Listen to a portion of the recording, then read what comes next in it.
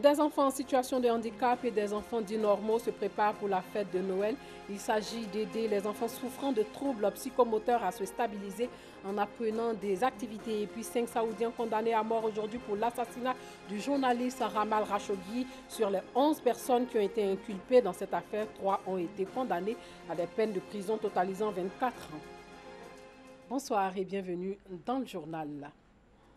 Le vent de Noël souffle à l'école inclusive Les Petits Rois de Moaïkoun, un établissement qui regroupe les enfants en situation de handicap et les enfants dits normaux. Ils se préparent pour la fête de Noël. L'idée est d'aider les enfants souffrant de troubles psychomoteurs à se stabiliser en apprenant des activités. Bintou Pekele, Pagasorokoni. Confection de bracelets et répétition. Les Petits Rois de Moaïkoun de l'école inclusive se préparent pour la fête de Noël. Ici, les enfants malades de trisomie 21, d'autisme, de retard et les enfants dits normaux relèvent le défi d'aller ensemble à l'école, mais aussi de préparer la Noël.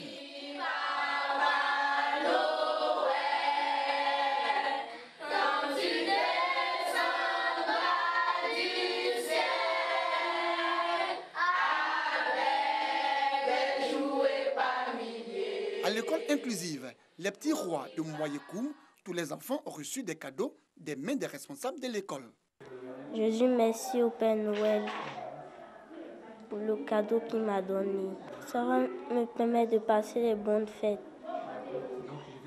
La place de l'enfant en situation de handicap n'est pas forcément l'école spécialisée. Les mettre avec les enfants dits normaux les aide à vite acquérir l'autonomie. Nous faisons des sketchs, nous sommes en pleine répétition actuellement parce qu'on veut montrer à tout le monde que ces enfants, c'est vrai qu'ils ont un problème, mais ils ont des aptitudes. L'école inclusive Les Petits Rois de Moaïkoum a ouvert ses portes en novembre 2019. Ces enfants, âgés de 3 à 18 ans, en plus de la lecture et de l'écriture, apprennent l'élevage, la peinture et la poterie. Objectif, permettre aux enfants d'être plus autonomes. Le développement, c'est aussi l'accès à l'eau potable et en 2020, 95% des ménages auront accès à l'eau potable. Les acteurs nationaux du secteur de l'eau ont pendant 2 jours trouvé des solutions en vue de relever le niveau de la desserte des ménages en eau potable. La rencontre s'est déroulée à Yamoussoukro en présence du ministre de l'Hydraulique, Laurent Tchagba. Le reportage de Léon Brou. À ce jour, 80 contre 64 sur 100 ménages en 2011 ont accès à l'eau potable. Révélation du ministre de l'Hydraulique qui relie ce bon aux investissements consentis par le président Alassane Ouattara entre 2011 et 2019. 86 projets encore en cours, notamment le volet accès à l'eau potable du programme social de gouvernement pour réhabiliter 21 000 pompes à motricité humaine. La réparation de 500 pompes par mois, les efforts sont en train d'être faits de telle sorte qu'en fin juin, début juillet 2020, nous puissions véritablement terminer la réparation et le remplacement des pompes. Nous allons prendre 2 ans pour faire un suivi pour que durant les 3 ans, l'eau ne vienne pas à manquer dans le milieu rural. Finalité des 86 projets en cours, 10 stations de traitement d'eau potable d'une capacité globale de 347 860 m3 par jour, 1172 km de canalisation, 33 réservoirs de stockage pour 48 650 m3 réalisés. 14 autres projets sont en cours de négociation pour notamment lever l'insuffisance de production des forages des grandes villes, renforcer les réseaux de distribution d'eau en Abidjan comme en zone rurale. Objectif, couverture nationale en eau potable de 95% en 2020. De 2011 jusqu'à aujourd'hui, nous sommes passés à 80%.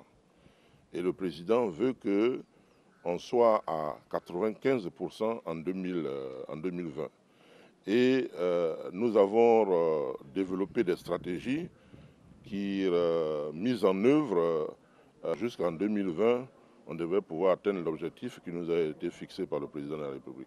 A mobiliser plus de 1200 milliards de francs CFA. Le président séminaire va en élaborer la stratégie, évaluer les ressources humaines et techniques, 2 jours aussi pour croiser le regard des acteurs sur les programmes du secteur de l'eau.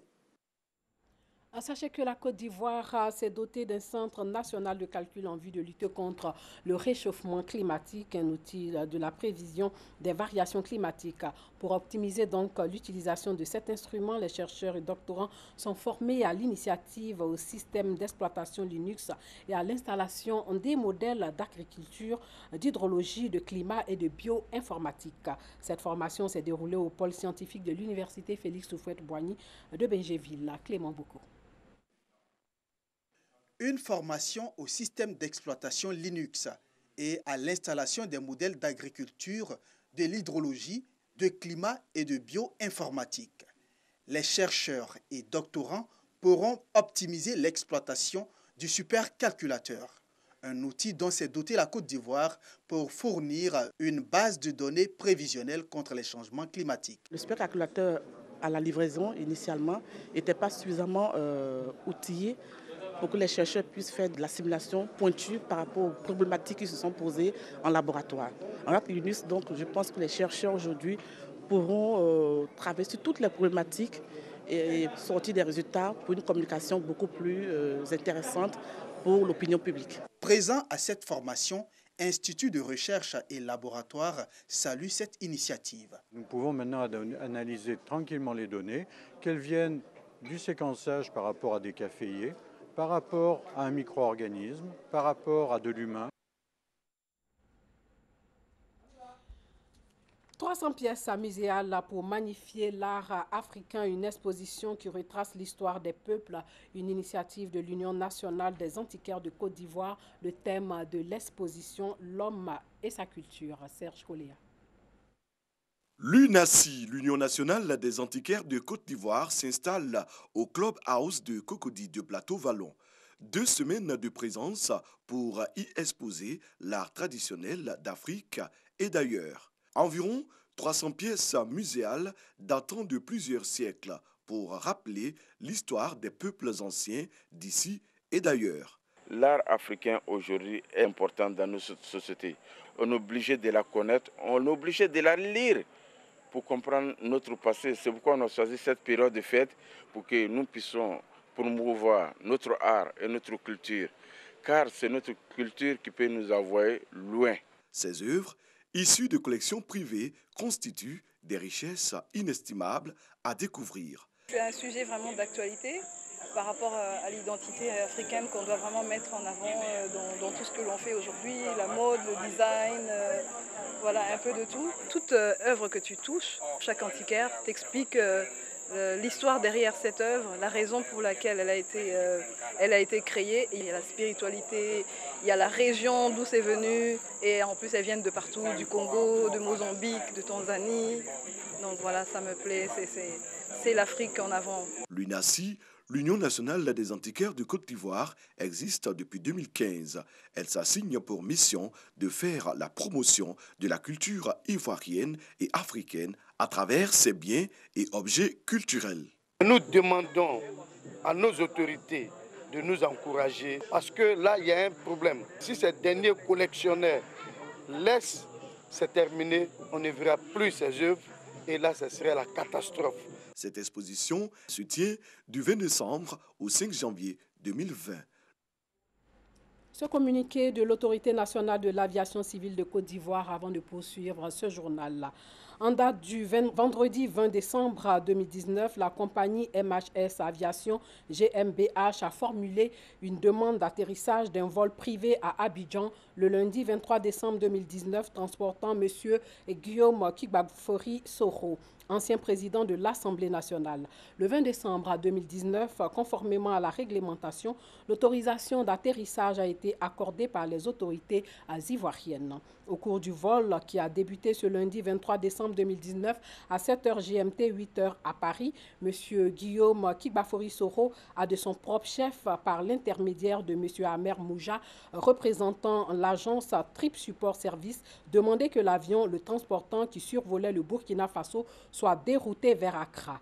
Les autorités ivoiriennes lui ont confirmé l'autorisation de se poser à Abidjan, mais malgré ses assurances, M.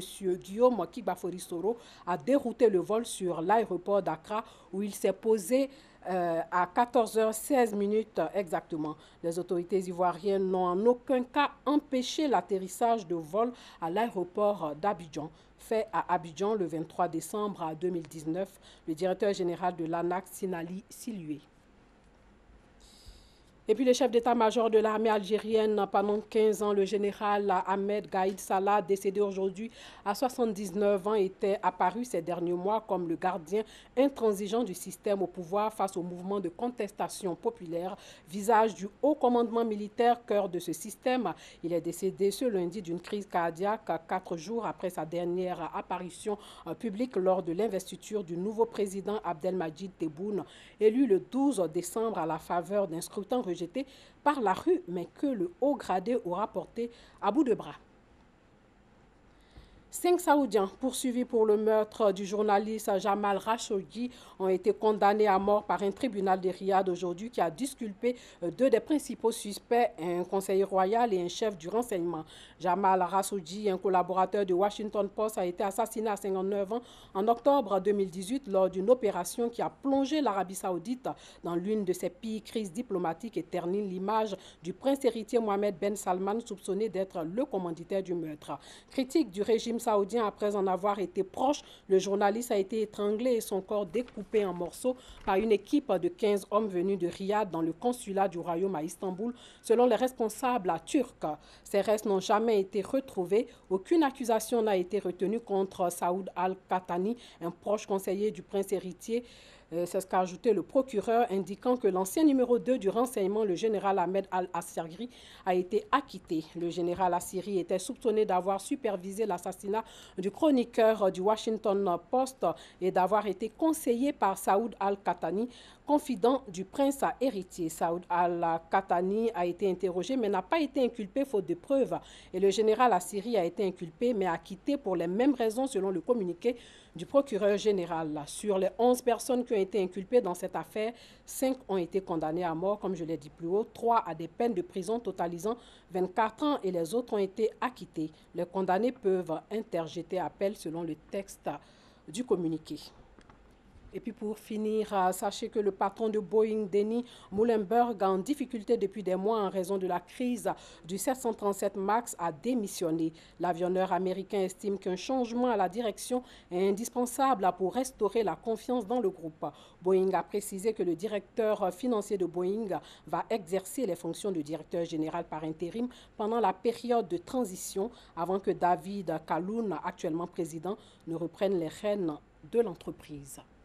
Voilà, c'est tout pour ce soir. Merci de nous avoir suivis et surtout, portez-vous bien.